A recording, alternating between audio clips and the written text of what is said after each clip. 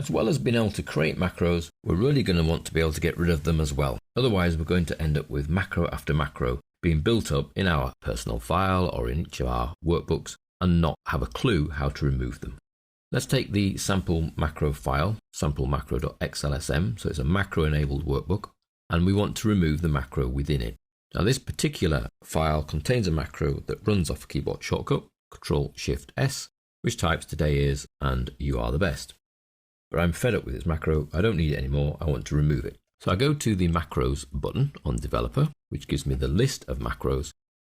There's the macro I want to remove, command sample. This is why your macros need sensible names other than macro 1, 2 and 3, because you don't know what they do if you just call them 1, 2 or 3. If you select a macro and it has a description, it will appear here, so the description will be useful. And then to delete it, with it selected, there is a delete button on the right.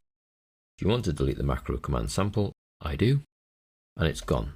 So if I were to try run it again, let's select a cell over here, Ctrl-Shift-S, nothing happens because the macro has gone. So that's straightforward for deleting macros contained in the current workbook.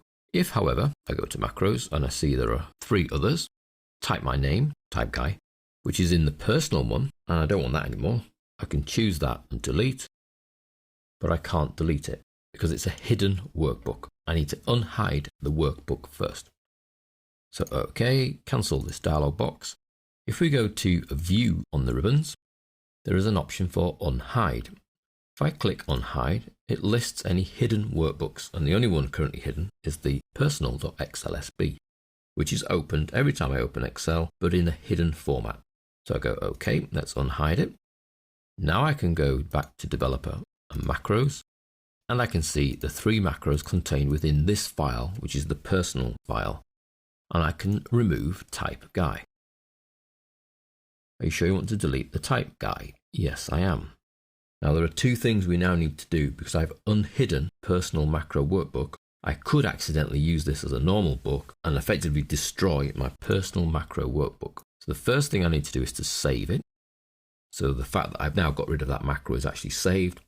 And then I need to re-hide this workbook. Vitally important that this workbook is then re-hidden. So we go back to View, Hide.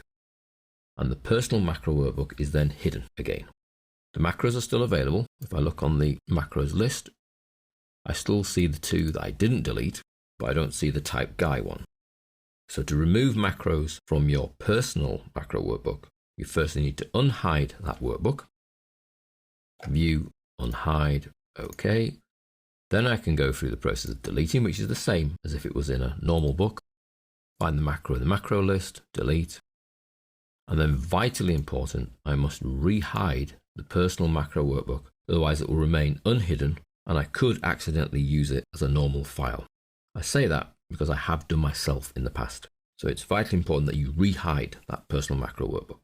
Apart from that little caveat, the deleting of macros is really quite easy to do, and you are asked if you're sure, so there is that step in place to make sure you don't go around deleting the wrong macro.